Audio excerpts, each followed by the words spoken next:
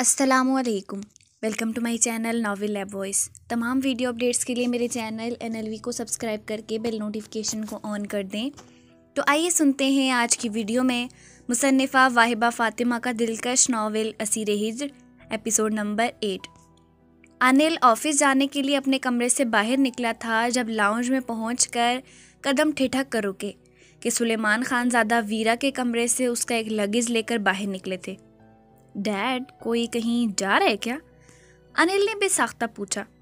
ہاں، ویرا، سلاطین لالا، تمہاری پھپھو دعا زہرا اور پریحا پاکستان جا رہے ہیں بی جان کے پاس۔ ہمیں بھی بس اوزگل کے گھر آنے کا انتظار ہے۔ یش نے کہا تھا کہ کل تک وہ ساری ضروری کارروائی مکمل ہوتے ہی لوٹ آئے گی تو ہم بھی واپس چلے جائیں گے۔ تم بھی جلدی سے اپنا بزنس وائنڈ اپ کرو اور پاکستان ہی شفٹ ہونے کی کوشش کرنا۔ سلیمان خان زادہ اور بھی کچھ کہہ رہے تھے مگر اس کے کانوں میں چھوٹے چھوٹے دھماکے ہو رہے تھے۔ لڑائی جھگڑے اپنی جگہ، آج تک اس کے ویرا سے اس سے بھی بڑے بڑے جھگڑے ہوئے تھے اور ہر بار مناتا بھی وہی تھا، مگر ویرا نے اس طرح کی بے وقوفی کبھی نہیں کی تھی۔ لیکن اب وہ سلیمان کو وہیں چھوڑتا ویرا کے کمرے کی جانب لپکا۔ انل سلیمان خان زادہ اس کمرے کے دروازے کو ایک لات رسید کردہ دھاڑ سے اسے کھولتا اندر داخل ہوا تھا۔ وہ جو اپنی سلیو لیس ٹی شرٹ کے اوپر جیکٹ پہن رہی تھی بری طرح گڑبڑائی۔ انل، یہ کیا بدتمیزی ہے؟ کسی لڑکی کے روم میں اس طرح منہ اٹھا کر آتے ہیں؟ ویرا نے پیچھے مڑ کر مشتعل انداز میں اسے پوچھا، مگر یہاں پرواہ کسے تھی؟ وہ ایک ہی جس میں اس تک پہنچا تھا، اسے بازوؤں سے دبوچ کر اپنے روبرو کیا۔ تم پاکستان جا رہی ہو؟ انل نے بے یقینی سے اس سے پوچھا۔ ہاں، یک لفظی اطمینان بھرا جواب آیا۔ ہاؤ ڈیئر یو ویرا، تم یہ فیصلہ کیسے کر سکتی ہو؟ تمہاری پڑھائی، تمہارا کیریئر، تمہارے خواب، وہ سب کیا ہوئے؟ انل کا لہجہ اب بھی بے یقین تھا۔ ویرا نے ایک تلخ مسکراہٹ اس کی جانب اچھالی۔ اب جب کہ اس پتھر سے سر ٹکرا کر پاش پاش ہونے کے بجائے خود پتھر بن کرنے کا فیصلہ کر ہی لیا تھا تو اپنے فیصلے سے ایک انچ بھی ادھر ادھر نہیں ہلنا تھا۔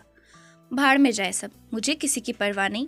اب جب یہاں سے جانے کا فیصلہ کر لیا تو کر لیا، فیصلہ بدلوں گی نہیں۔ ویرا نے اس بے حس نگاہوں میں آنکھیں ڈال کر کہا۔ دین گو ٹو ہیل۔ انل نے پھر سے بیسی ہسی کا مظاہرہ کرتے اسے بیڈ پر پھینکا۔ وہ کہکا لگا کر ہنس پڑی، مگر اس کہکے میں کتنا درد تھا وہ اس کی آنکھوں کی نمی اچھی طرح بتا سکتی تھی۔ ویرا اٹھ کر آئینے کے پاس گئی اور اپنے ویسٹرن ہولیا اور شارٹن کٹ بالوں کو بغور دیکھا اور ایک نظر آئینے میں اپنے پیچھے اسے دیکھا جو اس کے بیگ کو لاتے رسید کر کے ادھر سے ادھر ہوا میں اچھال کر تہس نہس کر رہا تھا۔ شادی کب کر رہے ہو نور سے؟ کیوں؟ تمہیں کیا تکلیف ہے؟ تم بھاڑ میں جاؤ جہاں جا رہی ہو۔ وہ دانت پیس کر بولا۔ تم نے اس کے دیسی حلیے اور لمبے بالوں سے متاثر ہو کر مجھے ریئیکٹ کیا۔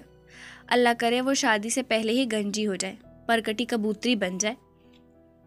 ویرا نے دانت نکالتے اپنے دل کے درد کو مذاق کے پیرائے میں لپیٹ کر بیان کیا، مگر وہ اسے خونخوار نگاہوں سے گھورے گیا۔ ویرا نے پیچھے مڑ کر اپنی نیلی آنکھوں کی نمی چھپائی، اپنے ہینڈ کیری میں اپنے ٹکٹس وغیرہ احتیاط سے رکھنے لگی۔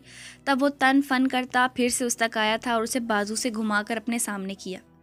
ویرا دیکھو، تم کہیں نہیں جاؤ گی۔ اب جب زندگی کے اتنے اہم موڑ پر مجھے میری دوست کی سب سے زیادہ ضرورت ہے تو تم مجھے چھوڑ کر جا رہی ہو؟ پلیز ایسا مت کرو۔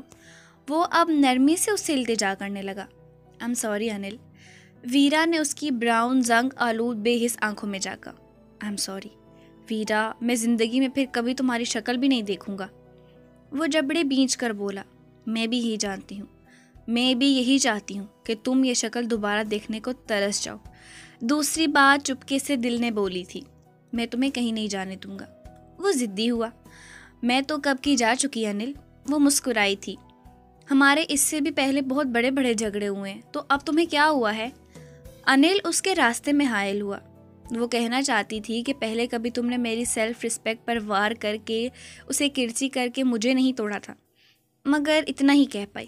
او کم آن، تمہیں یہ لگتا ہے میں اس مقصد کی وجہ سے ویرا، میں جانتا ہوں تم مجھ سے ناراض ہو کر جا رہی ہو، اگر ایسا ہے تو پلیز آئی ایم سوری۔ انل نے اس کی بات بیچ میں ہی اچک لی۔ او ہیلو، شکل دیکھی ہے اپنی آئینے میں؟ جاؤ شاباش، منہ دھو کر آؤ۔ اب تم کو اتنی بھی توپ چیز نہیں جس کی وجہ سے میں اتنے بڑے بڑے فیصلے لیتی پھروں۔ ویرا نے لاپرواہی سے کہا۔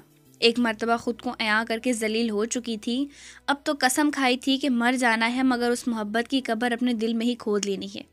پھر وہ رکی نہیں، اس کی ایک نہ سنی اور چلی گئی۔ دور، بہت دور، شاید ہمیشہ کے لیے۔ آج تیسرا دن تھا۔ وہ اریب کے اپارٹمنٹ تھی، مگر اس بندی نے مسلسل خود کو اس کمرے میں بند کیے رکھا۔ اریب اس کمرے میں جاتا تو بدک جاتی۔ اریب نے اس کے لیے ڈریسز اور کچھ ضروری سامان کا بندوبست بھی کروایا تھا، مگر وہ اس سے ابھی بھی شروع دن کی طرح ہی خوف کھا رہی تھی۔ اب بھی وہ اس کے کمرے کی جانب جا رہا تھا۔ اس نے دستک دی۔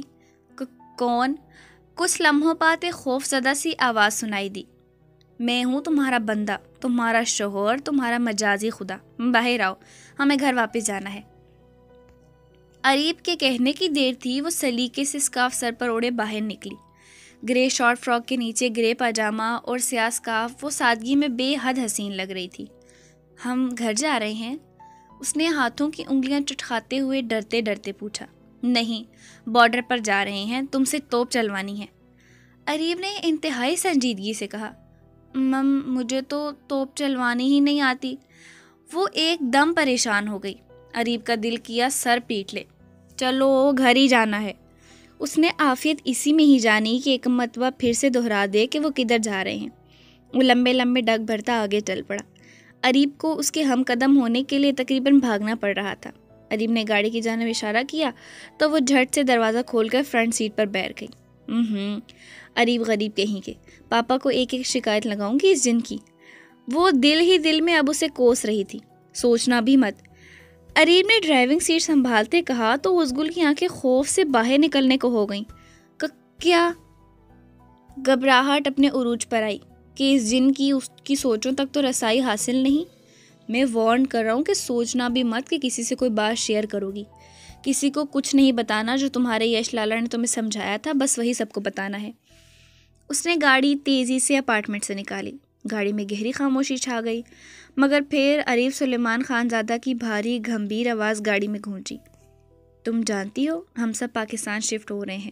پھپھو، پریہا اور ویرا جا چکے ہیں۔ میں تمہاری یونی سے بھی مائیگریشن کروا لوں گا۔ کل یونیورسٹی جا کر اپنا ضروری سامان لے آنا، اور ہاں، اس احمر سے 10 فٹ کے فاصلے پر ہی رہنا۔ یہ خان نہیں چاہتا اس کی بیوی پر کسی کی نظر بھی پڑے۔ تمہیں ایک پتے کی بات بتاؤں، جو چیز بھی میری ملکیت ہوتی ہے اس پر میری نظر ٹکی رہتی ہے۔ تم تو پھر میری بیوی ہو، اسی لیے کسی کو اپنے آس پاس پھٹکنے بھی نہ دینا۔ اوزگل جو اپنی گود میں دھرے اپنے ہاتھوں کو دیکھ رہی تھی، اب ایک چور ترچھی نگاہ اس پر ڈالی جو سامنے سڑک پر نگاہیں مرکوز کیے بے تاثر لہجے میں بس اپنی ہی بولے جا رہا تھا۔ اس کے بعد پھر سے گاڑی میں خاموشی کا راج تھا۔ تقریباً آدھے گھنٹے کی مسافت کے بعد گاڑی خانزادہ ہاؤس کے پورچ میں رکی۔ اوزگل جلدی سے گاڑی سے اترنے لگی، مگر پیچھے سے اس کی پکار پر اپنا دم ساتھ گئی۔ سنو میمی گل، رات کو ویٹ کرنا میرا، ایک ضروری کام ہے مجھے۔ اریب نے اس کے سر پر ایک نیا بم پھوڑا۔ سر من بھر کا بھاری ہو گیا، مگر پھر بھی اپنی تمام ہمت مجتمع کر کے اس نے اثبات میں سر ہلایا تو سامنے والے کے لبوں کو ایک پراسرار سے مسکراہٹ نے چھو لیا۔ وہ اندر آئی تو نایاب، سائمہ بیگم اور غفران سامنے ہی بیٹھے تھے۔ نایاب نے اسے دیکھ کر بھاگ کر اپنے سینے میں بھیج لیا۔ ماں کی نرم گرم آغوش میں چھپ کر وہ بھی آنسو بہانے لگی۔ تم کدھر تھی اوزگل؟ کون تھے وہ لوگ؟ تم ٹھیک تو ہو؟ تمہیں کچھ ہوا تو نہیں؟ نایاب نے ہر طرف سے ٹٹول کر اسے محسوس کیا۔ میں بالکل ٹھیک ہوں مما، مجھے کچھ نہیں معلوم، لیکن میں جہاں بھی تھی بالکل محفوظ اور ٹھیک تھی۔ اوزگل نے انہیں تسلی دی، مگر پھر بھی وہ کافی دیر ان کے گھیرے میں بیٹھی باتیں کرتی رہی۔ سلیمان خانزادہ آئے تو وہ ان کے سینے میں بھی چھپ کر رونے لگی، مگر پھر نایاب نے اس کے کہنے پر کہ وہ آرام کرنا چاہتی ہے اسے اس کے کمرے میں چھوڑ دیا۔ یہ ایک بیسمنٹ کا منظر تھا جس میں جدید طرز کی ضروریات زندگی کی ہر چیز موجود تھی۔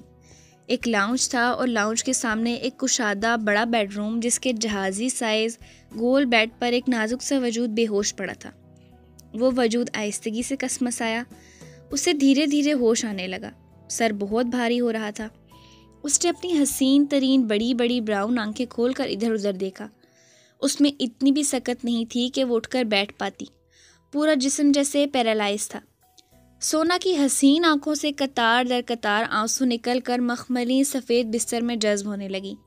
تبھی بھاری بھاری قدموں کی دھمک سیڑھیوں سے نیچے آتی سنائی دی۔ سونا نے سہم کر سیڑھیوں کی جانب دیکھا، کیونکہ کمرے کا بڑا گلاس ڈور کھلے ہونے کے سبب بالکل سامنے سیڑھیاں صاف دکھائی دے رہی تھیں۔ جب سامنے سے آتے شخص پر نظر پڑی تو خوف و دہشت سے وہ یوں سفید پڑ گئی جیسے سامنے کوئی آدم خور بلا دیکھ لی ہو۔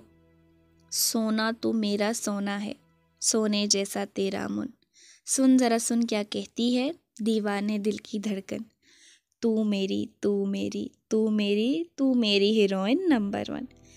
سکندر حارث بیگ بے ڈھنگے انداز میں گانا گاتا لاؤنج میں کمرے اور پھر بیڈ کی جانب آیا تھا، تب تک سونا اپنی پوری ہمت مجتمع کرتی تڑپ کر اٹھتی بیڈ گراؤنڈ سے لگی تھی۔ اس کے ہاتھ میں حرام مشروب کی بوتل تھی۔ ایک جھٹکے سے بیڈ پر اودے منہ گرا۔ سونا کے منہ سے ہلکی سی چیخ برآمد ہوئی۔ وہ بیڈ گراؤنڈ میں گھسنے کو ہوئی تو وہ گہرا مسکرایا۔ سکندر حارث بیگ نے تکیا کھینچ کر اپنی ٹھوڑی کے نیچے رکھا اور دلچسپی سے اسے تھر تھر کانپتے دیکھے گیا۔ ویسے کمال کی چیز ہو تم، جب سے منہ لگی ہو دنیا کی کوئی بھی دوسری چیز سکندر حارث بیگ کو اپیل نہیں کر پا رہی۔ تم سب سے پہلے چھونے والا مرد میں ہوں، آخری بھی میں ہی رہوں گا۔ اب تم اس غلیظ کوٹھے پر ایک پل بھی رہو سکندر حارث بیگ برداشت نہیں کرے گا۔ تمہیں تو میرے اس محل میں رہنا، میرے دل کی ملکہ بن کر میری باہوں میں۔ اس نے مسکرا کر کہتے اسے سر تا پہر نکارتے ہوئے کہا، کیوں لائے مجھے یہاں؟ دیکھو مجھے بخش دو، مجھے جانے دو، اس بار میں سچ میں مر جاؤں گی۔ وہ گلوگے لہجے میں کہتی پھوٹ پھوٹ کر رو دی، تمہیں یہ جان کر خوشی ہوگی میری جان کہ اس بار میں تمہیں تمہاری مرضی سے ہی ہاتھ لگاؤں گا، اس لیے فوراً سے پہلے خاموش ہو جاؤ اور اپنے یہ آنسو صاف کرو۔ اس نے اس انداز میں کہا کہ سونا رونا تو بھول ہی گئی، متحیر بڑی بڑی آنکھوں سے اسے دیکھے گئی جو آج اب کی بار کچھ اور ہی لگ رہا تھا۔ ایسے مت دیکھو جان، میں تو پہلے ہی ان آنکھوں میں پوری طرح ڈوب گیا ہوں، میں نے تمہیں بہت تکلیف پہنچائی نا، ایسا کرو یہ بوتل میرے سر میں مار کر تم اپنا بدلہ لے لو۔ سکندر نے اس کے سامنے بوتل رکھی جس میں ابھی بھی چند گھونٹ مشروب کے موجود تھے۔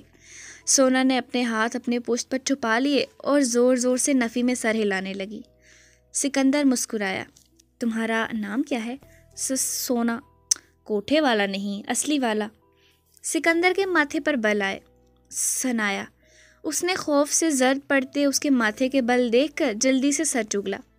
واؤ، اتنے اچھے نام کا بیڑا غرق کر رکھا ہے، آج سے تم سونا نہیں ثنایا ہی ہو، اب اگر مجھ سے کوئی سوال پوچھنا ہے تو پوچھ لو۔ سکندر نے جیسے فراغ دلی کا مظاہرہ کیا۔ ہم کہاں ہیں؟ اس نے ڈرتے ڈرتے پوچھ ہی لیا۔ تمہاری دنیا سے ہزاروں کلومیٹر دور۔ جواب مبہم سا تھا۔ ہم واپس کب جائیں گے؟ پوچھتے ہوئے ثنایا کے گلے سے گھٹلی سے ابھر کر معدوم ہوئی۔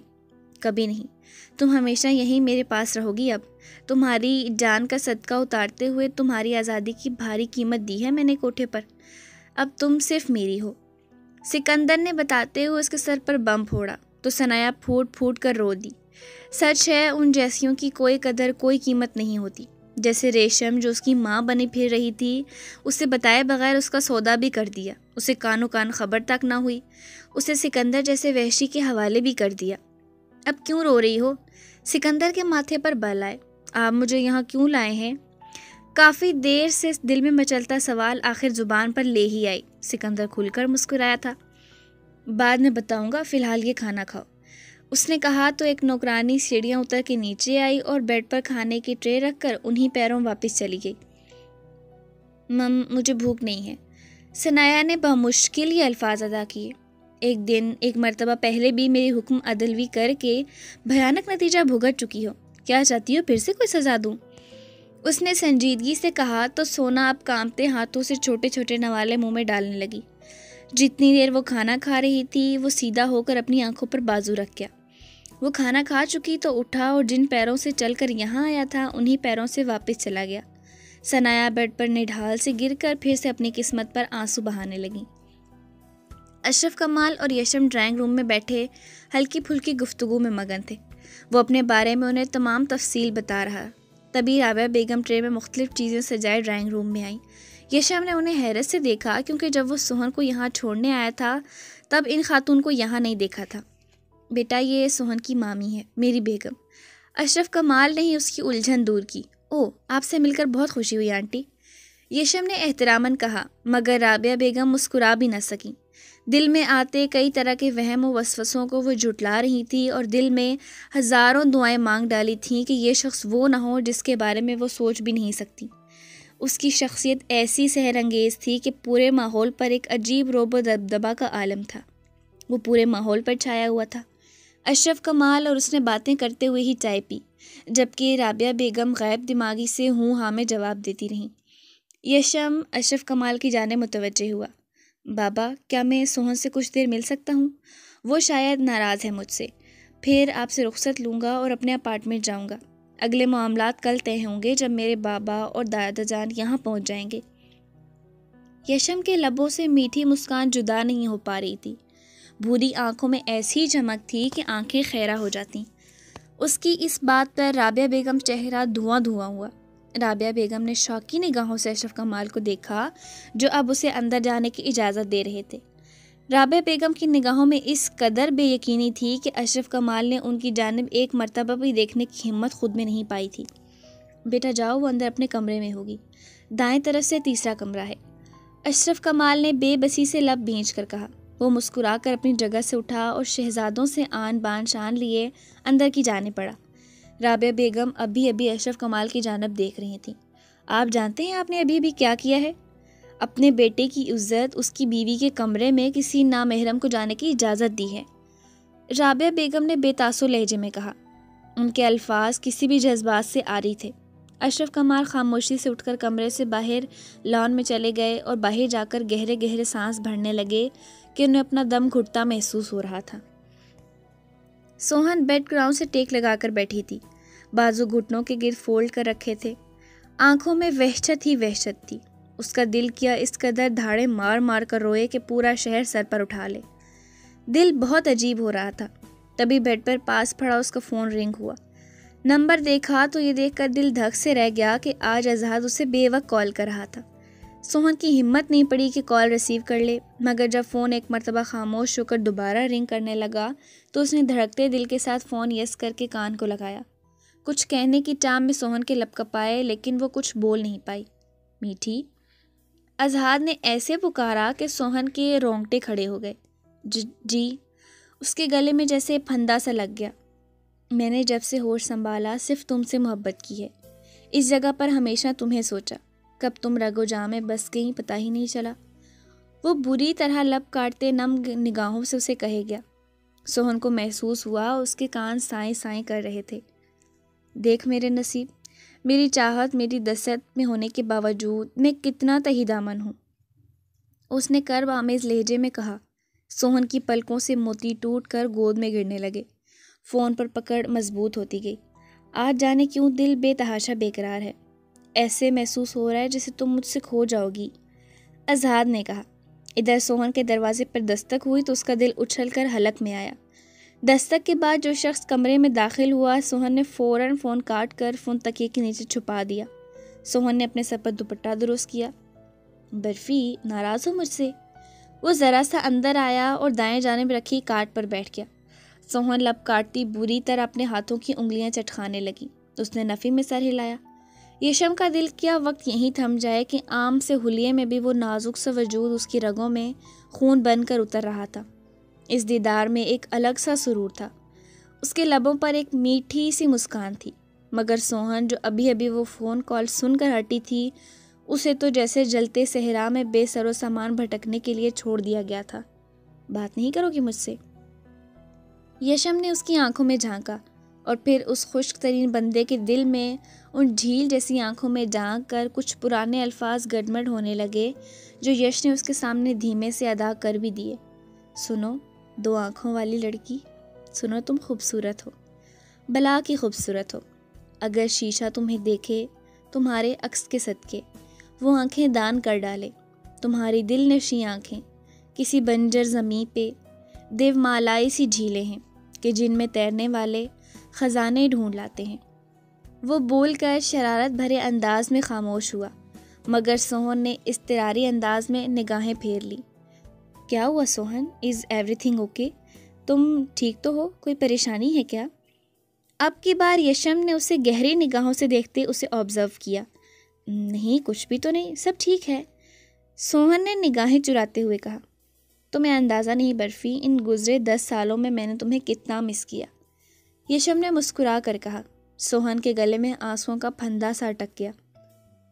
یوں محسوس ہو رہا تھا جیسے کسی بڑے گناہ کی مرتکب ہو رہی ہو۔ کاش وہ کہہ سکتی ان 10 سالوں میں اس نے بھی سوائے اس اہم کام کے کچھ کیا ہی نہیں تھا، سوائے اس کے کچھ سوچا ہی نہیں تھا، مگر اب یشم سلطان خانزادہ نے خود ہی اس کی مشکل آسان کی۔ ابھی چلتا ہوں برفی، تمہاری ناراضگی کا سوچ کر بے قرار ہو گیا تھا۔ 1-2 دن تک پاپا اور داجی کے ساتھ ہی آؤں گا۔ میں چاہتا ہوں آگے کے تمام معاملات انتہائی جلدی اور سادگی سے طے پہ آ جائیں کہ اب میں ایک پل بھی اور انتظار نہیں کرنا چاہتا۔ وہ کھڑا ہوتا، اسے گہری نگاہوں میں رکھتا، سر تا پیر تک کر چلا گیا۔ سوہن نے زور سے اپنی آنکھیں بند کر لیں۔ وہ اس کمرے کو، اس ادا کو بھی اپنی روح میں بساتا اپنے کمرے سے نکلنے لگا، مگر جاتے جاتے رکا۔ سوہن کا سانس پھر سے اٹک گیا۔ سوہن نے اس کی چوڑی پشت کو دیکھا۔ وہ دیو مالائی شہزادہ تھا جسے سوہن نے جی بھر کر دیکھنے کی بھی حماقت نہیں کی تھی کہ وہ مزید بے اختیار اور گناہگار نہیں ہونا چاہتی تھی۔ یشم اس کی نگاہیں اپنی پیٹھ پر محسوس کر متبسم ہوا۔ سنو برفی، بنا کر اپنا محرم تمہیں روز تمہارا دیدار کروں گا، شکر رب کا ادا کروں گا، سورہ رحمان پڑھا کروں گا۔ وہ دلکشی سے کہتے لب دانتوں میں دبا کر کمرے کی دہلیز پار کر گیا کہ اب آنکھیں گستاخ سی ہونے لگی تھیں۔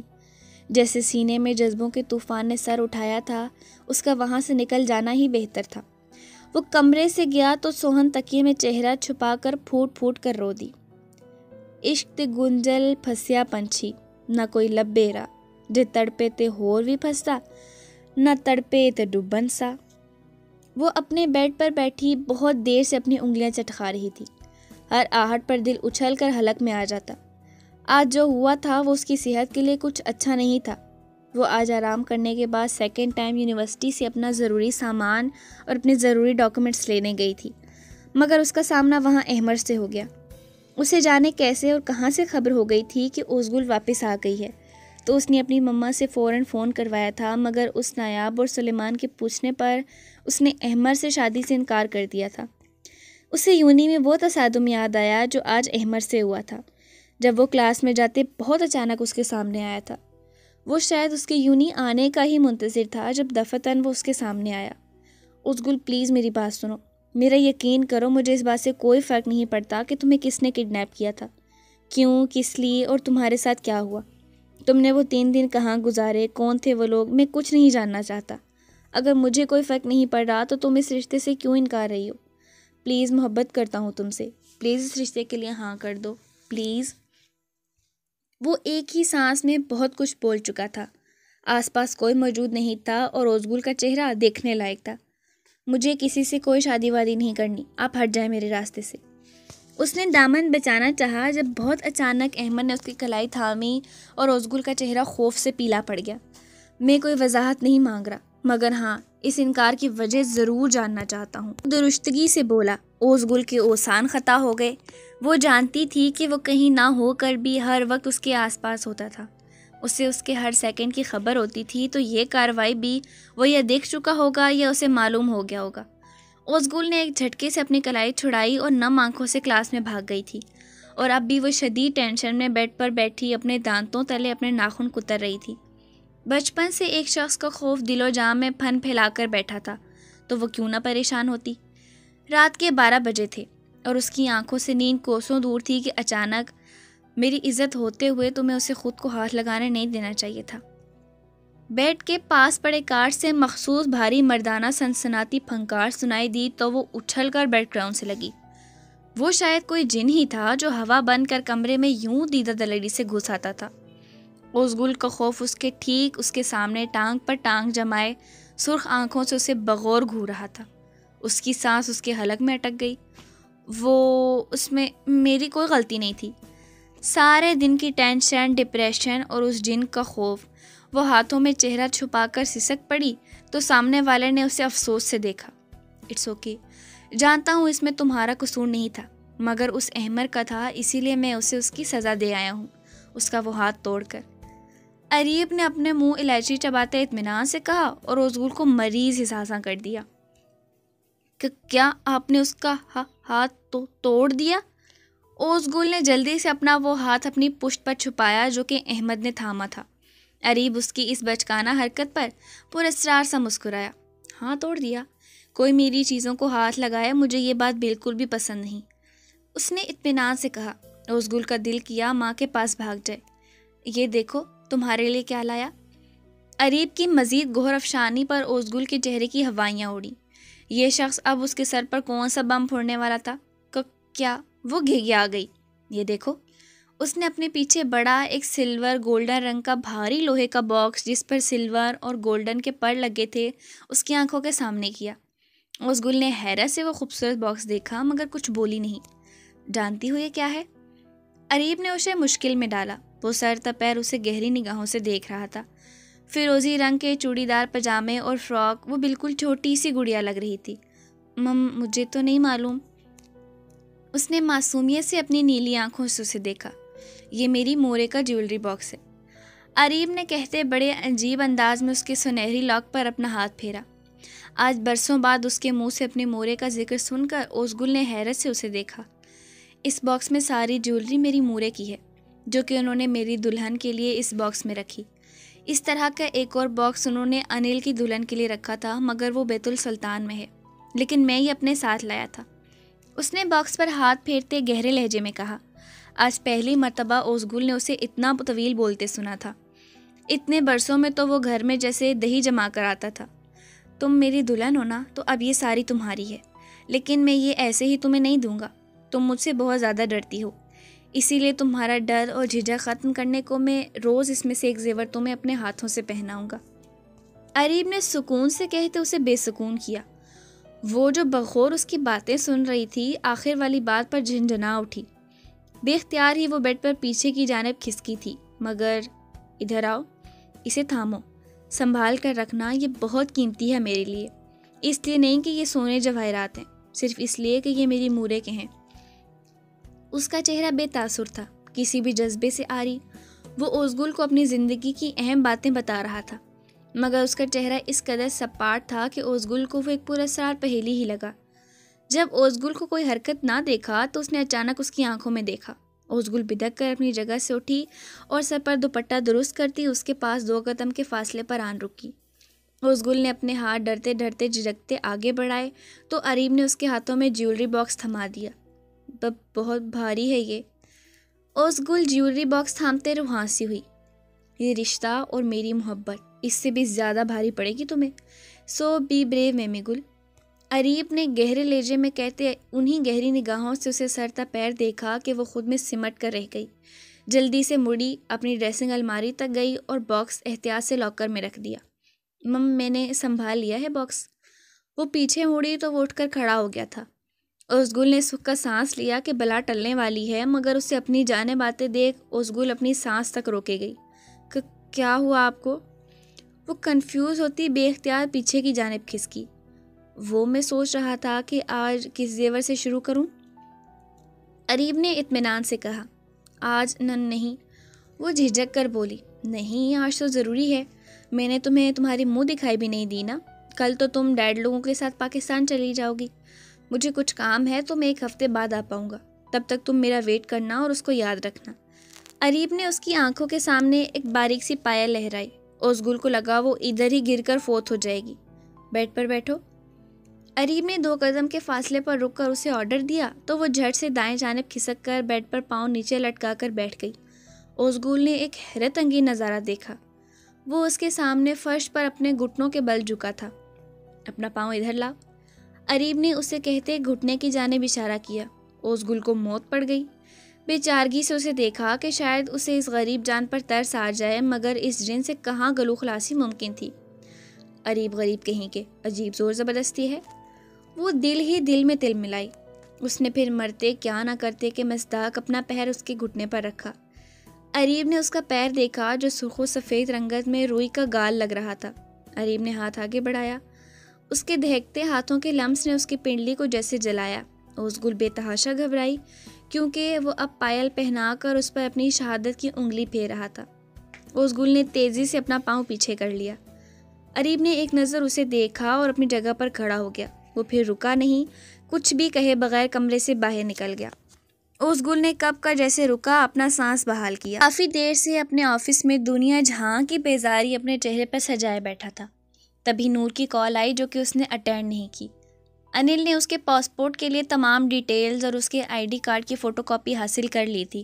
اب اسے کسی بہانے خود اس کے ساتھ بنگلہ دیش ایمبیسی جانا پڑنا تھا. وہ تو جانے کو بالکل تیار تھی، مگر انل ایک جھمیلے میں پھنسا بیٹھا تھا. وہ جب سے پاکستان گئی تھی اس کا نمبر آف تھا. نمبر تو آف ہونا ہی تھا، مگر اس نے اپنا واٹس ایپ بھی بند کر رکھا تھا. انل کوئی 20ویں مرتبہ صبح سے اسے واٹس ایپ پر رابطہ کرنے کی کوشش کر رہا تھا، مگر ہر تباہ ناکامی کا منہ دیکھنا پڑا. اس نے حویلی کے لینڈ نمبر پر کال کی تو پتہ چلا کہ وہ ابھی سلطان خان زادہ کے ساتھ لاہور میں ہی ہے. بہتو سلطان پہنچی ہی نہیں. اس کا پارا مزید ہائی ہوا. سلطان خان زادہ کو کال ملائی تو انہوں نے صاف بول دیا کہ وہ ان کے پاس نہیں ہے، وہ کسی ضروری کام سے باہر نکلے ہیں، جبکہ پریحا اور دعا زہرا اپنی حویلی میں سیدھا پشاور گئے تھے. ایک مرتبہ پھر اس نے واٹس ایپ پر اسے کال ملائی. اس بار بھی ناکامی کا منہ دیکھنا پڑا تو انل تیش میں اٹھا اور اپنا موبائل پوری طاقت سے سامنے دیوار میں دے مارا. موبائل جھنکنے سے گر کر چکنا چور ہوا تھا. اس کا غصہ کسی طور کنٹرول نہیں ہو پا رہا تھا. سمجھتی کیا ہے اپنے آپ کو؟ وہ یہ سب جان بوجھ کر رہی ہے تو ویرا وارث بیگ مجھے بھی رتی برابر تمہاری پرواہ نہیں ہے. اس نے جلتے کڑتے آفس میں ادھر ادھر چکر لگاتے ہوئے دانت پیس کر سوچا. لیکن آدھے ہی گھنٹے بعد وہ آفس کے لینڈ لائن سے پھر سے اس کا حاصل کیا گیا پاکستان کا نمبر ڈائل کر رہا تھا، جو کہ اگلی کچھ ہی دیر میں بلاک ہو چکا تھا. انل نے حیرت و صدمے سے فون کو گھورا اور ایک مرتبہ پھر وہ لینڈ لائن فون اٹھا کر زمین پر پٹخ دیا. ہاؤ ڈیئر شی! وہ چلایا. اس کا پی اے اندر آیا تو انل کو ایسی حالت میں دیکھ حیرت زدہ ہوا. سر کیا ہوا ہے؟ آپ کو خیریت تو ہے؟ آپ ٹھیک تو ہیں نا؟ کیوں؟ مجھے کیا ہونا ہے؟ پاگل کتے نے کاٹا ہے مجھے جو میں تمہیں خراب دکھائی دے رہا ہوں؟ Get lost from here. وہ اپنے پی اے کو کاٹ کھانے کو دوڑا تو وہ دم دبا کر آفس سے باہر نکل گیا.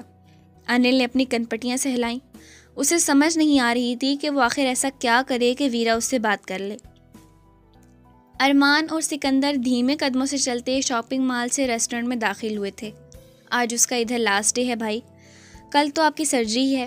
ایاز بھی پوری طرح صحت یاب ہو چکا ہے. اگر آپ نہ ہوتے تو بیچارے کے لیے بہت مشکل ہو جاتی. سچ ہے آپ اس کے لیے فرشتہ بن کر امریکہ آئے. ارمان نے مسکراتے کہا تو وہ بھی مسکرا دیا، مگر ریسٹورنٹ میں داخل ہوتے ایک مخصوص ٹیبل پر نگاہ پڑتے اس کی مسکراہٹ کہیں غائب ہی ہو گئی. ماتھے پر بل نمودار ہو گئے جبکہ اس نے بے حد ناگواری سے اپنی نگاہ پھیر لی. عجیب بےہودہ بے شرم لڑکی تھی جسے نہ اپنی عزت کی پرواہ تھی نہ شرم و حیا کی. غفران اس وقت اس شاپنگ مال کے ریسٹورنٹ میں اپنی 2 فرینڈز کے ساتھ ایک ٹیبل پر موجود تھی. اس 2 ٹکے کے ویٹر نے شروع دن سے اسے انتہائی فرسٹریٹ کیا تھا. غفران کو اس کی شکل سے نفرت تھی جو وہ اسے ایک نظر دیکھ کر پھیر لیا کرتا تھا. آخر اس کی حیثیت ہی کیا تھی جو وہ غفران سلطان خان زادہ کو یوں اگنور کرتا؟ وہ اسے جھکانا چاہتی تھی، اسے ہرانا، اس کو اس کی 2 ٹکے کی اوقات یاد دلانا چاہتی تھی. تبھی اپنی فرینڈ کو اس کے پیچھے لگایا جنہوں نے اس سے فری ہونے کی کوشش کی، مگر وہ بد دماغ بد مزاج شخص اس قدر خشک اور روکھا تھا کہ اس کی دوستیں شرمناک ناکامی پر اپنا سا منہ لے کر بیٹھ گئیں. پھر اب 3-4 دن سے غفران خود ہی اسے اپنی جانب متوجہ کرنے کی کوشش کرتی رہی، مگر جب اسے بھی ناکامی کا منہ دیکھنا پڑا تو اس کے سینے پر سانپ لوٹ گئے. غفران کے غرور و گھمنڈ کو تو خاک میں مل گیا. تبھی وہ اسے تباہ و برباد کر دینا چاہتی تھی، اس کا تشخص مٹی میں ملا دینا چاہتی تھی. تبھی اپنی ایک دوست کے کان میں کچھ کہا. اس نے مسکراتے ہوئے اوکے کا سگنل دیا. غفران اٹھ کر لیڈیز واش روم کی جانب چلی گئی. سکندر اسے نظر انداز کر کے ریسٹورنٹ کے کاؤنٹر پر چلا گیا اور اب مختلف ٹیبلز پر سرو کرنے لگا. بڑے پلر کے پاس سے گزرتے ایک لڑکی نے بہت گھبرائے ہوئے انداز میں اسے پکارا تھا. لسن برو، میری فرینڈ وہاں واش روم میں بے ہوش ہو گئی ہے، کیا تم میری کوئی مدد کر سکتے ہو؟ وہ ایک انجان انگریز لڑکی تھی جو اسے انگلش میں جلدی جلدی بول رہی تھی. سکندر نے اپنی نرم و مہربان نیچر سے مجبور ہو کر جلدی سے اس بات میں سر ہلایا اور بغیر سوچے سمجھے اس کے پیچھے گیا. وہ واش روم کے گلاس ڈور کو دھکیل کر اندر داخل ہوئی.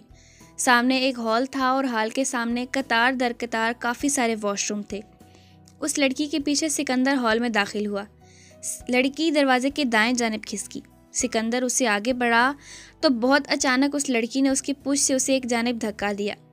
یہ سب اتنی اچانک ہوا تھا کہ وہ بالکل سنبھل نہیں پایا اور سامنے کھڑے غفران کے اوپر جا کر گرا. توازن بگڑا اور وہ دونوں فرش پر گرے. اچانک غفران نے بری طرح چیخنا چلانا شروع کر دیا. ہیلپ می، سیو می، کوئی ہے؟ اس درندے سے مجھے بچاؤ، یہ میرے ساتھ غلط کرنا چاہتا ہے. اس کے چیخ و پکار پر پلان کے مطابق باہر کھڑی اس کی فرینڈز نے بھی پورا ہوٹل سر پر اٹھا لیا تو مینیجر اور باقی ہوٹل کا سٹاف تیزی سے واش روم کی جانب لپکے۔ سکندر آنکھوں میں حیرت و صدمہ بھرے اس دل بھر کی لڑکی کو دیکھے گیا جو اپنے غرور اور گھمنڈ میں اس قدر اندھی ہو چکی تھی کہ اپنے پیروں پر خود ہی کلہاڑی مارتے اپنی بربادی کا سامان تیار کر رہی تھی۔ مینیجر اور سٹاف سیکیورٹی گارڈز اندر داخل ہو گئے تھے اور اب وہ آستین پھٹی بازو کے ساتھ چیخ چیخ کر سب کو بتا رہی تھی۔ سکندر نے اس کے ساتھ زبردستی کرنے کی کوشش کی۔ یہ غلیظ گندا بدکردار شخص جو مولانا بنا گھومتا ہے مگر جانور سے بھی بدتر ہے۔ وہ حلق کے بل چلا رہی تھی کہ وہ ہوٹل کو سیل کروائے گی، پولیس کو بلائے گی۔ مینیجر اس سے معافیا مانگنے میں مصروف تھا اور سب سکندر کے کردار کی دھجیاں اڑانے میں مصروف تھے۔ لوگوں میں چہ میں گوئیاں ہونے لگیں، سب سکندر کو برے برے الفاظ بول رہے تھے، جبکہ ارمان ماتھے پر بل ڈالے خونخوار نگاہوں سے اس بدزاد لڑکی کو دیکھ رہا تھا جو کب سے بکواس کیے جا رہی تھی۔ ارمان نے بولنے کے لیے منہ کھولا تو سکندر نے اسے چپ رہنے کا اشارہ کیا۔ You are a very mean and the weak person. I fire you from this job right now. Manager غصے میں اس پر چلایا۔ لیکن سر میری بات تو سنیں۔ ارمان نے کچھ کہنا چاہا مگر مینیجر نے دھاڑتے ہوئے یہ کہا کہ اگر ارمان نے سکندر کی طرفداری کی تو نہ صرف وہ ارمان کو فائر کر دے گا بلکہ ایاز کے لوٹنے پر اسے بھی جاب پر نہیں رکھے گا۔ اسی لیے صرف ایاز کے لیے سکندر کے اشارہ کرنے پر ارمان کو خاموش ہونا پڑا۔ اب مینیجر سکندر کو فورس کر رہا تھا کہ وہ غفران سے معافی مانگے جو اب جھوٹے موٹے ٹسوے بہا رہی تھی۔ مینیجر نے سب کو وہاں سے باہر دفعہ ہو جانے کو بولا۔ I'm sorry ma'am. I'm really sorry for everything. Sikandar کے اشارہ کرنے پر سکندر کے بہاف پر ارمان نے سادگی اور بے تاثر لہجے میں کہا۔ غفران کی فرینڈز اسے دائیں بائیں سے پکڑ کر باہر لے جانے لگیں۔ تبھی سکندر کے قریب سے گزرتے غفران نے اسے دیکھ کر خباثت سے آنکھ ونکی۔ اتنے میں سکندر ارمان کو ایک میسج ٹائپ کر کے سینڈ کر چکا تھا۔ تبھی ارمان سکندر کی پشت پر آ کھڑا ہوا اور قریب سے گزرتی غفران کو مخاطب کیا۔ I'm sorry میم، اس کے لیے نہیں جو میں نے اب نہیں کیا، بلکہ اس کے لیے جو فیوچر میں تمہارے ساتھ کرنے والا ہوں، کیونکہ تب تم مجھ سے موت کی بھیک مانگو گی مگر میں تمہیں وہ بھی نہیں دوں گا۔ اربان نے اب کی بار اسے ڈائریکٹ مخاطب کرتے اردو میں اسے کہا تھا جو مینیجر اور اس کے سٹاف کے تو سر سے گزر گیا۔ مینیجر یہی سمجھا کہ وہ اردو میں اسے معافی مانگ رہا ہے، جبکہ غفران سکندر کی پتھرائی سیاہ آنکھوں کی وحشت اور ارمان کے لہجے کا سرد پن محسوس کر کے غفران نے آنکھیں سکیڑ کر انہیں دیکھا۔ تب سکندر نے ارمان کا ہاتھ تھاما اور بھیڑ کو چیر کر وہاں سے نکلتا چلا گیا۔ غفران فتح کے نشے میں سرشار اسے نیچا دکھا کر اور اس قدر ذلیل و رسوا کر کے لاپرواہی سے سر جھٹکا اور شاہانہ انداز میں چلتی بیسمنٹ میں پارکنگ میں آ کر اپنی فرینڈز کے ساتھ ہائی فائی کر کے خوب ہنسی ٹھٹھول اڑایا اور اطمینان سے اپنے ڈاکومنٹس لینے کے لیے یونیورسٹی چلی گئی۔ ویسے بھی اس کی بیٹی کی برتھ ڈے تھی، اس کا آخری دن تھا یہاں، تو سیلیبریشن تو بنتی تھی نا۔ خانزادہ ہاؤس میں اس وقت سائمہ بیگم اور نایاب اپنی پیکنگ کرنے میں مصروف تھیں۔ لگیج لاؤنج میں رکھے ہوئے تھے۔ ازگل اپنے کمرے میں تھی، جبکہ اریب آج ہی سلیمان خانزادہ کو کسی بہت ضروری اور ارجنٹ مشن کے حوالے سے بتا کر اسے ایک 15 سے 25 دن بھی لگ سکتے تھے کہیں گیا تھا۔ سلیمان خانزادہ ایک ضروری فائل میں سر دیے بیٹھے تھے کہ باہر دروازے پر بیل ہوئی۔ سلیمان خانزادہ اٹھ کر باہر لاؤنج کے دروازے تک آئے تو سامنے سیکیورٹی گارڈ کے ساتھ ایک معزز سی خاتون کے ساتھ 2 لڑکوں کو دروازے پر کھڑے پایا۔ وہ شکل و صورت اور حلیے سے پاکستانی ہی لگ رہی تھیں۔ السلام علیکم، آپ سلطان خانزادہ ہیں؟ سعدیہ بیگم نے پوچھا۔ نہیں، ان کا چھوٹا بھائی سلیمان ہوں۔ آپ کون ہو اور کس سے ملنا ہے آپ نے؟ مجھے سلطان خانزادہ یا ان کی مسز سے ملنا ہے۔ میرا کچھ ادھار ہے ان پر جو انہوں نے ادا کرنا ہے، تو ملنا بہت ضروری ہے۔ سعدیہ بیگم نے سنجیدگی سے کہا تو سلیمان خانزادہ حیران ہوئے مگر کچھ سوچ کر انہیں اندر آنے کو کہا۔ وہ اندر آئے۔ ان کی میت میں سعدیہ بیگم، سکندر اور وہ بھی خاموشی سے اندر چلے آئے۔ میرے بھائی ابھی 1-2 دن پہلے پاکستان گئے ہیں، آپ ان کی جگہ مجھ سے بات کر سکتی ہیں کیونکہ ان میں اور مجھ میں کوئی فرق نہیں، اور بھابھی بھی یہیں موجود ہیں۔ وہ انہیں اندر لے کر آئے تو سائمہ اور نایاب انہیں دیکھ کر حیران ہوئی۔ سعدیہ نے ان سے ہاتھ ملا کر خود ہی اپنا تعارف کروایا۔ میرا نام سعدیہ ہے، بابا عالم چودھری پاکستان میں سپریم کورٹ میں جج کے عہدے پر فائز ہیں۔ میرا آپ پر کچھ ادھار نکل آیا ہے مسز سلطان خانزادہ۔ سعدیہ نے ان کے سامنے صوفے پر بیٹھتے بات شروع کی۔ سائمہ بیگم، نایاب اور سلیمان پھر سے حیران ہوئے، مگر سائمہ بیگم نے انہیں بات جاری کرنے کا اشارہ کیا۔ آپ بات جاری رکھیں مس سعدیہ، میں غور سے سن رہی ہوں۔ میرے سسر مراد خان زادہ ماشاءاللہ پورے 100 گاؤں کے سرپنچ ہیں، بہترین انصاف کرنے والے ہیں۔ اگر میں آپ کی مقروض نکلی تو جیسے چاہیں میں آپ کے ادھار کی بھرپائی کرنے کو تیار ہوں۔ سائمہ بیگم نے اطمینان سے کہا، جانتی جو تھیں کہ آج تک کسی کے مقروض نہیں رہی تھیں۔ یہ میرا بیٹا ہے سکندر حارث۔ سعدیہ نے ایک خوبرو پرکشش ترین لڑکے کی جانب اشارہ کیا جو داڑھی میں انتہائی باوقار اور سلجھا ہوا لگ رہا تھا۔ میرا بیٹا ماشاءاللہ حافظ قرآن، نمازی پرہیزی ہے، ایم اسلامیات کیا ہے اور اب یونیورسٹی آف آزاد کشمیر میں لیکچرار ہے۔ ایک اسلامی اسکالر اور بہترین قاری ہے۔ اس کا کچھ دن پہلے پاکستان میں چھوٹا سا ایکسیڈنٹ ہوا تھا تو اس کے گلے میں چوٹ لگنے کے باعث اس کی آواز متاثر ہوئی اور یہ بولنے سے محروم ہو گیا۔ یہاں کل اس کی چھوٹی سی سرجری ہونی ہے، اس کی آواز لوٹ آئے گی۔ ہم یہی سرجری کروانے پچھلے ہفتے یہاں آئے تھے، مگر میرے بھانجے کا دوست کافی بیمار ہو گیا۔ ایاز کا تعلق پاکستان کے ایک انتہائی غریب گھرانے سے ہے، اسی لیے میرے بیٹے اور بھانجے نے اس کی مدد کرنے کی ٹھانی۔ ارمان اور Ayaz golden Globe shopping mall میں ایک ریسٹورنٹ میں جاب پر تھے۔ پھر ایاز کی جگہ میرے بیٹے نے لے لی اور جاب پر جانے لگا، جہاں اس کی ملاقات آپ کی صاحبزادی غفران سلطان خان زادہ سے ہوئی۔ سعدیہ بیگم یہاں تک بول کر خاموش ہو گئیں۔ سائمہ بیگم کے چہرے کا رنگ بدل گیا۔ سلیمان اور نایاب نے بھی حیران ہو کر سعدیہ کو دیکھا جو اب نرمی سے بات کرتے کرتے اس کے چہرے کے تاثرات غیر معمولی سنجیدہ اور سپاٹ ہو گئے تھے۔ مس سعدیہ کیا ہوا؟ بتائیں مجھے، کیا کیا میری بیٹی نے؟ سائمہ نے گھبرا کر پوچھا۔ جانتی تھیں وہ باغی ہو گئی ہے، ہاتھ سے نکل چکی ہے، مگر کس حد تک گئی ہے وہ یہ بھی جاننا چاہتی تھیں۔ مسز سلطان خان زادہ، 5-6 دن سے آپ کی بیٹی میرے بیٹے کو اپنی جانب متوجہ کرنے کی کوشش کر رہی تھی، اور جب ناکامی ہوئی تو آج ریسٹورنٹ میں ہی اس نے میرے قاری بیٹے کو سازش کے تحت سب کے سامنے یہ کہہ کر ذلیل و رسوا کیا کہ اس نے آپ کی بیٹی سے بدسلوکی کرنے کی کوشش کی۔ یہ کہتے ہوئے سعدیہ کی آواز رند گئی، جبکہ سکندر جبڑے بھینچ کر وحشت زدہ سرخ آنکھیں لیے کھڑا بمشکل خود پر ضبط کر رہا تھا۔ میں آپ لوگوں کو ذلیل نہیں کرنا چاہتی، مگر میرے بیٹے کے ساتھ جو ہوا اس کی ساکھ خراب ہو سکتی ہے۔ جو اس کے نیک کردار کی دھجیاں اڑی ہیں، ایک ماں اسے نظر انداز نہیں کر سکتی۔ میں خالی باتیں نہیں کر سکتی۔ اس وقت میرے پاس ہوٹل کی جس واش روم کے حال میں یہ واقع ہوا اس کی، اور جہاں آپ کی بیٹی اپنے مکروہ عزائم کو پایہ تکمیل پہنچانے پر اپنی دوستوں کے ساتھ کھڑی جشن منا رہی ہے، اس کی ساری فوٹیج موجود ہے۔ میرے بابا کے ایکشن لینے پر ہوٹل مینجمنٹ کو یہ فوٹیج نکلوانی پڑی۔ وہ میرے بیٹے سے معافی مانگ چکی ہیں، آپ لوگ بھی یہ دیکھ لیں، جس کے بعد مجھے آپ لوگوں سے انصاف چاہیے اور کچھ نہیں۔ سعدیہ بیگم نے اپنے پرس سے ایک ٹیبلٹ صاحبہ بیگم کے ہاتھ میں تھمایا۔ نایاب اور سلیمان ان کے قریب آئے۔ سلیمان نے شکستگی جس فوٹیج آن کی، جہاں غفران پہلے اپنی دوستوں کے ساتھ مل کر بات کر رہی ہے، پھر واش روم کی جانب جاتی ہے۔ اگلی فوٹیج دیکھ سائمہ بیگم جیسے پوری طرح بے جان ہو گئی تھیں۔ ان کی بیٹی اس شریف انسان کے کردار کی دھجیاں بکھیر رہی تھی اور پھر پارکنگ میں کھڑی اپنی فرینڈز کے ساتھ ہاتھ پر ہاتھ بجا کر خوش ہو رہی تھی۔ یہ دیکھ سائمہ بیگم بھلک بھلک کر رو دی۔ غفران رات 11:30 بجے کے قریب خانزادہ ہاؤس میں داخل ہوئی تھی۔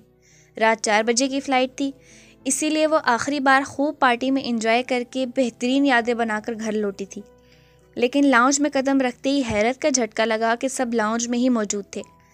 نہ صرف گھر والے بلکہ ایک خاتون بھی سائمہ بیگم کے ساتھ بیٹھی تھی۔ ہائے، کیا ہو رہا ہے؟ کوئی خاص بات ہے؟ بلیک ٹراؤزر کے اوپر سلور ٹاپ، بلیک لانگ پیروں تک جیکٹ، کھلے ہائی لائٹ کے بال، بغیر کسی دوپٹے یا اسکارف کے تکلف کے وہ پوری طرح مرغبی رنگ میں رنگی آج پہلی مرتبہ سائمہ بیگم کو تو کیا وہاں بیٹھے ہر فرد کو اجنبی سی لگی۔ بے تحاشا حسن کے باوجود آج اس کی شخصیت میں گرہن لگا دکھائی دیا۔ اس کے حلیے سے عجیب کراہیت سی محسوس ہوئی۔ ہاں، خاص بات تو ہے، یہ میری دوست ہے سعدیہ حارث۔ ہم سب بڑوں نے مل کر فیصلہ کیا ہے کہ واپس جانے سے پہلے آج ابھی اسی وقت ان کے بیٹے سے تمہارا نکاح ہے۔ سائمہ بیگم نے اس کے بالکل سامنے آ کر کہا تو اس نے حیران ہو کر اپنی ماں کو دیکھا۔ اور مجھے کیا پتا ان کا بیٹا کیسا ہے، اس کی لکنگ کیسی ہے، اس کا سٹیٹس کیا ہے۔ میں کسی کو ابھی تک پسند نہیں کرتی، لیکن موم اس کا یہ مطلب تو نہیں کہ مجھے کوئی پسند نہیں آ سکتا۔ غفران نے سعدیہ کے سامنے ہی بدتمیزی سے کہا۔ لو، آ گیا ان کا بیٹا، دیکھ لو اچھی طرح۔ سائمہ نے کہا تو اس نے پیچھے مڑ کر دیکھا۔ سامنے ہی وہ شخص ایک مولوی ٹائپ بندے اور کچھ لوگوں کے ساتھ اندر داخل ہوا تھا۔ غفران نے تمسخر بھری نگاہ اس پر ڈالی۔ تو ماماز بوائے اپنی ممی کے پلو کے چھپ کر شکایت لگانے آیا ہے۔ وہ دل ہی دل میں تل ملائی، پھر جھٹکے سے سائمہ بیگم کی جانب مڑی۔ مما، یہ گھٹیا بد کردار آدمی یہ ہمارے گھر تک پہنچ گیا۔ مما، یہ جب سے میرے پیچھے پڑا ہوا ہے اور آج تو اس نے مجھے سیڈیوس کرنے کی کوشش کی۔ یہ انتہائی کمینہ، گھٹیا اور جانور قسم کا انسان۔ چٹاخ پے در پہ پڑنے والے زناٹے دار 2 تھپڑوں نے غفران کا جبڑا تک ہلا دیا۔ سائمہ بیگم پھوٹ پھوٹ کر رو دیں، جبکہ وہ منہ پر ہاتھ رکھ کے بے یقینی سے انہیں دیکھے گئی۔ یہ سب جو کچھ تم اسے کہہ رہی ہو، دراصل تم اپنا کردار پیش کر رہی ہو غفران۔ سائمہ بیگم حلق کے بل چلائیں۔ مجھے تم سے کوئی بحث نہیں کرنی، آج کے بعد تمہاری شکل بھی نہیں دیکھنی، لیکن اگر چاہتی ہو کہ میں تمہیں اپنا دودھ بخش دوں تو چپ چاپ یہ نکاح کر لو۔ سائمہ بیگم پھر سے غرائیں تو اب کی بار سچ میں غفران کے پیروں تلے سے زمین سرکی تھی۔ سب فی الحال خاموش تماشائی بنے بیٹھے تھے۔ سعدیہ اس لڑکی کی اس قدر ہٹ درمی اور ڈھٹائی پر لب بھینچے بیٹھی زمین کو گھور رہی تھیں۔ انہیں سکندر کی یہ فرمائش اور تقاضا اب عجیب لگا اور اب اس کا حلیہ اور زبان ملاحظہ کر کے بے سکون کر گیا، مگر کوئی نہیں جانتا تھا سکندر حارث بے کے دماغ میں آخر چل کیا رہا تھا۔ وہ مولوی صاحب کو ایک طرف بٹھا کر اب اطمینان سے اپنے پینٹ کے پاکٹس میں ہاتھ ڈالے کھڑا تھا۔ مم میری بات سنیں، آپ ایسا کیوں بول رہی ہیں؟ آخر میں نے ایسا کیا کیا ہے؟ یہ آدمی جھوٹ بول رہا ہے، آپ کو اس کی بات پر یقین ہے، اپنی بیٹی پر نہیں؟ یہ آدمی… ابھی وہ فراٹے سے پھر سے جھوٹ کا پلندہ لگانے والی تھی جب سائمہ بیگم نے پاس پڑے ٹیبل سے ٹیبلٹ اٹھا کر اس کی آنکھوں کے سامنے لہرایا۔ اب غفران کا پھیکا پڑتا چہرہ دیکھنے کے قابل تھا، جس نے پل بھر میں رنگ بدلا تھا۔ سائمہ بیگم نے اسے دونوں بازوں سے پکڑ کر جھنجھوڑ ڈالا۔ میں پوچھتی ہوں، میں نے یہ اتنی نیچ اور گھٹیا تربیت کی ہے تمہاری کہ تم اس نیک اور شریف بندے کو نیچا دکھانے کے چکر میں خود پاتال کی گہرائیوں میں جا گری؟ تف ہے تم پر غفران، تف ہے تم پر غفران، تف ہے تم پر غفران۔ مجھے شرمندگی ہے کہ تم میری بیٹی ہو۔ مجھے تو چلو بھر پانی میں ڈوب کے مر جانا چاہیے کہ تم نے آج میرا سر جھکا دیا ہے، مجھے کسی کو منہ دکھانے کے قابل نہیں چھوڑا۔ سائمہ بیگم بھلک بھلک کر رونے لگیں۔ غفران تڑپ گئی۔ وہ ابھی تک چاہے جتنی ماڈرن یا باغی ہو جاتی، لاغ مغربی بن جاتی، مگر ماں کی منہ ایسی چیز ہے جو بچے کو اندر تک ہلا دیتی ہے۔ وہ ماں جن کی آج تک نگاہیں نم نہیں دیکھی تھیں، آج وہ اس کی وجہ سے بھلک بھلک کر رو رہی تھیں۔ میں شرمندہ ہوں مما، میں نے بہت غلط کیا، مجھے معاف کر دے، میں ان لوگوں سے بھی معافی مانگ لیتی ہوں۔ غفران نے بے قراری سے کہتے سائمہ بیگم کے ہاتھ تھامنے چاہے۔ تمہیں معافی نہیں چاہیے ہمیں، اب مجھے اپنے سر سے تمہاری جیسی بے حیا بیٹی کا بوجھ اتارنا ہے، اسی لیے یہ میرا حکم ہے کہ تم یہ نکاح کرو گی۔ سائمہ بیگم نے کہا تو غفران نے جبڑے بھینچ لیے، مگر اسے اتنی جلدی ہار نہیں ماننی تھی۔ مما یہ کیا کہہ رہی ہیں آپ؟ ایسا کیسے کر سکتی ہیں آپ میرے ساتھ؟ آپ کو سمجھ نہیں آ رہا، یہ شخص صرف بدلہ لینے کو مجھ سے نکاح کرنا چاہتا ہے، شاید کسی طرح یہ مجھے سیڈیوس کرنا چاہتا ہے، آپ کو اتنی سی بات سمجھ میں نہیں آ رہی؟ غفران نے نم لہجے میں کہا۔ ماں کے آنسوؤں نے اسے صحیح معنوں میں ہلا کر رکھ دیا تھا۔ سوچا نہیں تھا ایک چھوٹی سی بے وقوفی اور انتقامی کارروائی جان کا وبال بن جائے گی، جبکہ اس نے ایک قہر بار نگاہ اس آدمی پر ڈالی جو اب ساری صورتحال سے ہز اٹھا رہا تھا۔ اس کے اطمینان سے غفران کو تو کم از کم یہی لگا، نہیں وہ تمہارے جیسا ہرگز نہیں ہے غفران سلطان خان زادہ، وہ ایک باکردار، شریف اور نیک انسان ہے، جس کا دامن آج تم نے اپنی نام نہاد انا اور گھمنڈ کی بینچ چڑھاتے ہوئے اس کا دامن داغدار کر دیا۔ ہاں یہ تم سے بدلہ لینا چاہتا ہے، مگر تمہاری طرز کا نہیں۔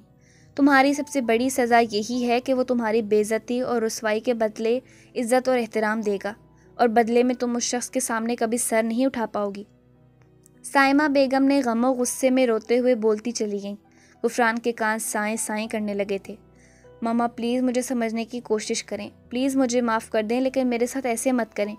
اپنے لائف پارٹنر کو لے کر میرے ذہن میں بھی کوئی آئیڈیل ہوگا، اور وہ بالکل تمہارے جیسے ہوگا، جیسے تم خود کو پوری طرح اپنے قواعد و ضوابط بھول کر مغربی رنگ میں رکھ چکی ہو۔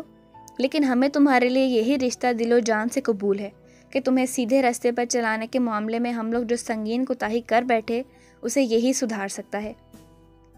سائمہ بیگم نے اس کی بات بیچ میں ہی اچک لی۔ جلدی فیصلہ کرو غفران، مجھے ہاں یا نہ میں جواب چاہیے۔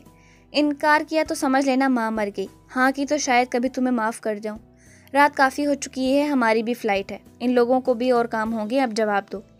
سائمہ بیگم نے دانت پیس کر کہا۔ غفران کی زبان تالوں سے چپک گئی۔ بے بسی سے سلیمان کی جانب دیکھا جو نفرت سے اس کی جانب سے رخ پھیر گئے کہ آج اس نے خانزادوں کی عزت کو بہت بڑا دھچکا لگایا تھا۔ ماما پلیز۔ ٹھیک ہے سعدیہ، آپ لوگ جائیں، میں ہاتھ جوڑ کر معافی مانگتی ہوں آپ سے۔ سائمہ بیگم نے غفران کی جانب سے رخ پھوڑا اور سسکتے ہوئے سعدیہ کے سامنے اپنے ہاتھ جوڑے، جو کہ غفران نے ان کے سامنے آ کر تیزی سے سامے۔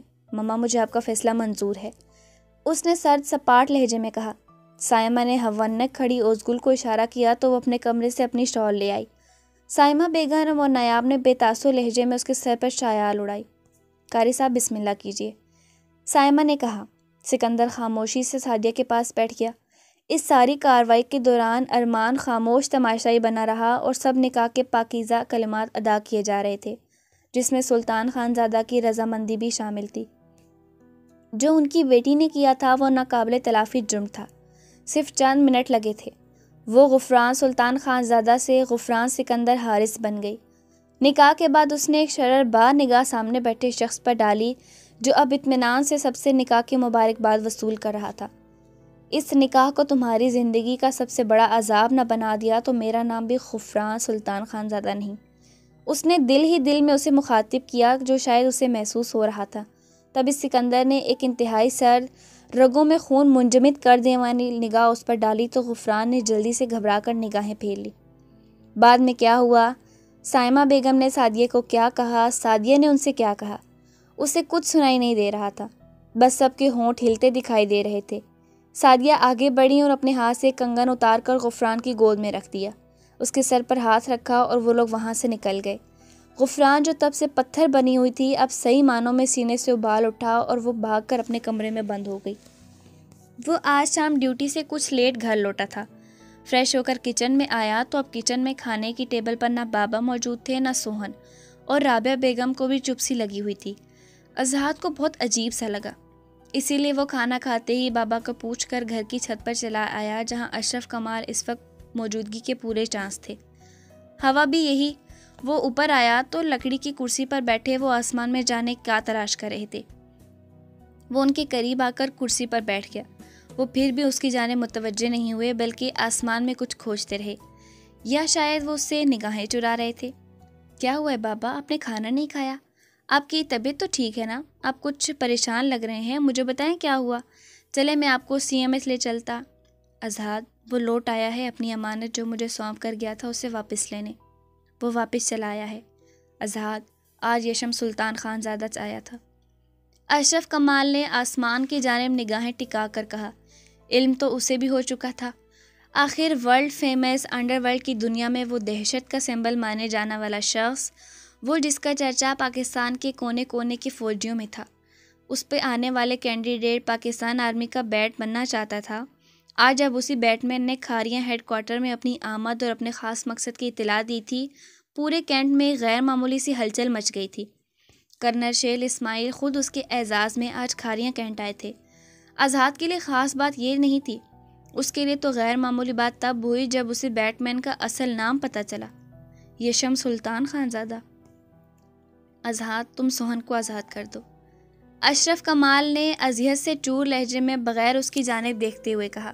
آزاد کو لگا اس کے کانوں میں پگھلا ہوا سیسا انڈیل دیا گیا ہے، مگر وہ زیادہ دیر اس صدمہ کو محسوس نہیں کر سکا۔ جب دھمک کی آواز پر دونوں نے پیچھے مڑ کر دیکھا، رابعہ بیگم جو ان دونوں کے لیے چائے لائی تھیں، ان کے ہاتھ سے ٹرے چھناکے سے گر کر چکنا چور ہوئی تھی۔ امی جان، اذہان رابعہ بیگم تک آیا۔ اشرف کمال نے ان دونوں کی جانب دیکھنے سے گریز کیا۔ اذہان نے رابعہ بیگم کو تھاما۔ میں ٹھیک ہوں اذہان۔ امی جان، آپ فکر مت کریں، سب ٹھیک ہو جائے گا۔ وہ میرے نصیب میں نہیں ہے تو کیا ہوا، آپ مجھے اپنی گڑیا سے بھی زیادہ اچھی اور خوبصورت گڑیا ڈھونڈ دینا۔ اذہان نے اپنے لہو ہوتے دل پر پاؤں رکھ کر رابعہ بیگم سے کہا جن کی نگاہوں میں بس خالی پن تھا۔ میں ٹھیک ہوں، آپ لوگوں کے لیے دوبارہ چائے بنا کر لاتی ہوں۔ رابعہ بیگم کہہ کر خاموشی سے نیچے چلی گئیں۔ بابا، مجھے امی جان کچھ ٹھیک نہیں لگ رہی۔ اذہان بے قرار ہوا۔ اذہان، جاؤ آرام کرو، میں بھی اپنے کمرے میں جا رہا ہوں۔ اشرف کمال بے قرار سے اٹھے اور اپنے کمرے میں چلے گئے، مگر اذہان نے تمام رات وہیں آسمان تلے گزار دی۔ وہ فریش ہو کر واش روم سے باہر آیا تھا جب دروازے پر ہلکی سی دستک ہوئی۔ ملازم نے اسے آ کر جو اطلاع دی وہ حیرت زدہ ہوا تھا۔ یس، یشم نے حیران ہو کر کہا۔ ہیڈ کوارٹرز کی جانب سے دیے گئے اس اپارٹمنٹ میں اس نے رات سکون سے گزاری تھی۔ اس میں ملازم بھی موجود تھا جس نے ابھی آ کر کسی خاتون کے آنے کی اطلاع دی تھی اور کہا تھا کہ وہ آپ سے ملنا چاہتی ہے۔ تم چلو، میں آتا ہوں۔ اسے بھلا یہاں کون ملنے آ سکتا تھا؟ وہ تجسس کے ہاتھوں مجبور ہو کر کمرے سے ملحقہ چھوٹے سے لاؤنج میں آیا تو سامنے بیٹھی ہستی کو دیکھ کر دل خواہ مخواہ گدگدایا۔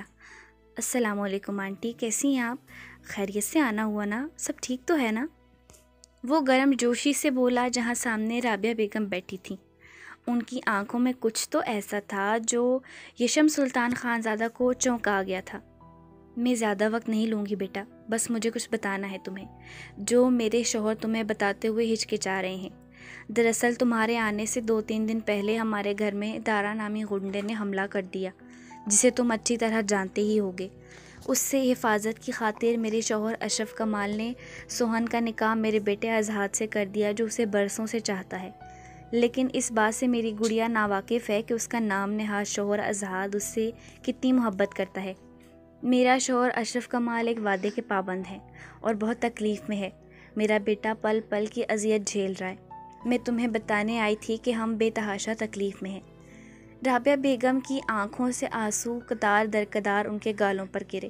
شکر تھی یہ بوڑھی آنکھیں آنسوؤں کی دھند کی لپیٹ میں آ گئی تھیں، ورنہ سامنے بیٹھے شخص کا دھواں ہوتے چہرہ دیکھنا کافی اذیت ناک امر تھا۔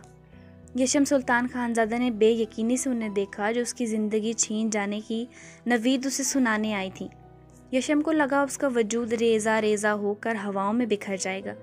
اسے لگا وہ اذن جدائی سن کر بے موت مر جائے گا۔ اسے لگا کسی نے اس کی روح میں کسی کھجور کے کانٹے دار ٹہنی پرو دی ہے۔ وہ اپنی جگہ پر پتھرا گیا تھا۔ میں بس یہی بتانے آئی تھی اور مجھے کچھ نہیں کہنا، رابعہ بیگم نے کہا اور پھر اٹھ کر وہاں سے چلی گئیں، بس ایک مردہ وجود کو اپنے پیچھے تنہا چھوڑ گئیں۔ وہ گھر لوٹیں تو اشرف کمال بے چینی سے ان کے منتظر تھے۔ کل سے جیسے انہیں اور سوہن کو عجیب طرح سے چپ لگ گئی تھی۔ نہ پہلے کی طرح وہ پورے گھر میں چہچہاتی پھر رہی تھی، نہ پہلے کی طرح رابعہ کی کھنکدار آواز گھر میں سنائی دی تھی۔ کہاں گئی تھیں آپ بیگم؟ اشرف کمال نے ان کے قریب آ کر پوچھا۔ انہوں نے پھر سے خالی خالی نگاہوں سے ان کی جانب دیکھا۔ کہیں نہیں، بس اپنے دل کا بوجھ ہلکا کرنے گئی تھی۔ ایسے محسوس ہوتا ہے دل پر ایک بوجھ سا ہے، رابعہ بیگم نے کھوئے لہجے میں کہا اور اندر چلی گئیں۔ سارا دن یوں ہی بوجھل پن میں گزرا۔ رات کا کھانا بھی سب نے یوں ہی بے دلی سے مردہ دل کے ساتھ کھایا۔ رابعہ بیگم نے بس چند نوالے کھائے۔ وہ اپنے کمرے میں آنکھوں پر بازو رکھ کر نیم دراز تھیں جب اپنی ٹانگوں پر انہیں ایک جانا پہچانا نرم گرم سا لمس محسوس ہوا۔ آنکھوں سے بازو ہٹایا تو وہ حسب معمول ان کی ٹانگیں دبا رہی تھی۔ سوہن جو گھر میں اس قدر وحشت محسوس کر رہی تھی، اب سب کچھ بھلائے رابعہ بیگم کے پاس چلی آئی تھی۔ ارے میری گڑیا کب آئی؟ وہ مسکرائیں۔ آپ نے اچھے سے کھانا کیوں نہیں کھایا؟ سوہن نے انہیں نروٹھے پن سے گھورا۔ جتنا نصیب میں تھا کھا لیا، وہ مسکراتے ہوئے بولیں۔ صبح میں اپنے ہاتھوں سے آپ کو اچھا سا ناشتہ بنا کر کھلاؤں گی۔ سوہن نے انہیں پھر گھرکا۔ نہ بابا نہ، میں تو نہیں کھاؤں گی۔ کیوں؟ سوہن کی آنکھیں صدمے سے پھیل گئیں۔ میں نے اپنا پیٹ نہیں خراب کروانا۔ رابعہ بیگم نے اسے چھیڑا۔ آپ نے مجھے کوکنگ نہیں سکھائی امی؟ سوہن نے منہ بنا کر کہا۔ جب کندھوں پر پورے گھر کی ذمہ داری پڑے گی تو خود بخود سیکھ ہی جاؤ گی گڑیا۔ ویسے بھی شادی کے بعد اب تمہیں ہی تو سنبھالنا ہے سب کچھ۔ رابعہ بیگم نے پھر سے مسکرا کر کہا۔ آپ مجھے سکھائیں گی تو میں کچھ سیکھوں گی نا، مجھے تو کچھ بھی بنانا نہیں آتا۔ وہ روح ہانسی ہوئی۔ اپنے گھر جاؤ گی تو سب کچھ سیکھ جاؤ گی۔ مجھے نہیں جانا کہیں بھی، میں تو یہیں رہوں گی، اس نے لاپرواہی سے کہا۔ جب میں اللہ کے گھر جاؤں گی تب بھی تو سنبھالو گی گھر، تیاری تو مکمل ہی ہے میری اور تمہارے بابا کی عمرے پر جانے کی۔ اوہ نو، پھر تو سب کچھ مجھے ہی کرنا پڑے گا۔ فوراً ہانسی ہوئی۔ تو اور کیا، اور وعدہ کرو گڑیا تب میری غیر موجودگی میں اپنا اور آزاد کا بہت سارا خیال رکھو گی، اسے کبھی اداس نہیں ہونے دو گی، نہ خود اداس ہونا ہے۔ ایک دوسرے کو کبھی بے آسرا اور تنہا نہیں چھوڑنا۔ وہ میرے بغیر بہت اداس ہو جاتا ہے، بہت غمگین اور مایوس ہو تو اس کا بہت خیال رکھنا اور میری کمی محسوس مت ہونے دینا۔ وعدہ کرو؟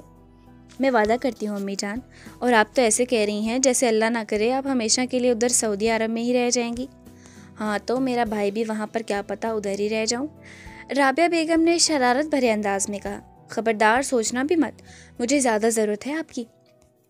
نہیں، میرے خیال میں تو میرے بیٹے کو زیادہ ضرورت ہے تمہاری، تو تم اس کی ضرورتوں کا خیال کرا۔ اچھا نا، اب کیا لکھ کر دوں؟ اور ویسے بھی اذہان کون سا مٹی کھاتے ہیں جو مجھے ان کے پیچھے پیچھے بھاگنا پڑے گا؟ اس نے منہ بنا کر کہا تو وہ کھلا کر ہنس دی۔ بالکل جھلی ہے میری گڑیا۔ انہوں نے اس کے بازو پر چپت رسید کی۔ تبھی اشرف کمال وہاں چلے آئے۔ انہوں نے اپنے آپ کو قدرے سنبھال لی تھا، تبھی خوشگواریت سے بولے، بڑے راز و نیاز ہو رہے ہیں ماں اور بیٹی میں۔ ہاں، میں اپنی گڑیا کو سمجھا رہی تھی کہ جب میں اللہ کے گھروں میں جاؤں گی تو وہ اپنا اور اس کے خاوند کا خیر کا خیال رکھے۔ رابعہ بیگم نے اس کا منہ چوما، بلکہ آج انہوں نے بازو تھام کر اسے اپنے پہلو میں لٹا لیا۔ وہ تینوں دیر تک ڈھیر ساری باتیں کرتے رہے۔ اتنے دنوں کے بعد ایسا سکون میسر آیا کہ سوہن جلد ہی باتوں کے دوران گہری نیند میں اتر گئی۔ اشرف کمال بھی جا کر سامنے پڑے پلنگ پر لیٹ گئی۔ یہ گہری رات بہت بہت بڑا بوجھ تھی، عجیب سی خاموش مگر گہری۔ اگلی صبح اشرف کمال فجر کی نماز کے لیے اٹھے تو انہوں نے رابعہ بیگم اور سوہن کو جگانا چاہا، مگر انہیں جلد ہی محسوس ہوا کہ ایک زندگی سوکھی ریت کی طرح ہاتھ کی مٹھی سے پھسل گئی ہے۔ رابعہ بیگم رات کے جانے کون سے پہر تمام دنیاوی دکھوں، غموں اور پریشانیوں سے آزاد ہو کر اپنے خالق حقیقی سے جا ملی ہیں۔ انہوں نے جان بوجھ کر سوہن کو محسوس نہیں ہونے دیا اور اسے اس کے کمرے میں جا کر نماز ادا کرنے کے لیے کہا، مگر اذہان کے پاس جا کر اسے ضرور بلا کر لائے تھے۔ اذہان نے CMH ایمرجنسی میں سے ایک ڈاکٹر کو فون کر کے فوری گھر بلایا۔ وہ گھر آئے تو انہوں نے بتایا کہ تقریباً تہجد کے وقت میجر ہارٹ اٹیک سے رابعہ بیگم کی موت واقع ہو چکی ہے۔ اشرف کمال اور اذہان نے تقریباً صبح کے 9 بجے تک یہ بات سوہن سے چھپائے رکھی، مگر جب محلے سے خواتین آنے لگیں تو انہیں سوہن کو بتانا ہی پڑا۔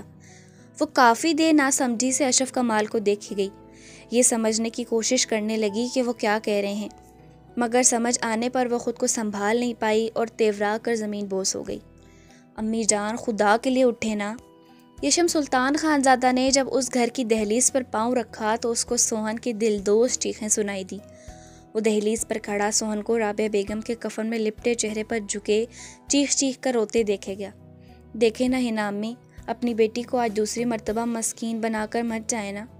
وہ پھوٹ پھوٹ کر روتی، ان کا چہرہ ہاتھوں کے پیالے میں بھرے ہوئے تھی، بکھرے بال، ملگجا ہولیا، رونے کی شدت سے بے حال، جیسے کسی قبر پر بال بکھرائے بیٹھی ایک جوگن۔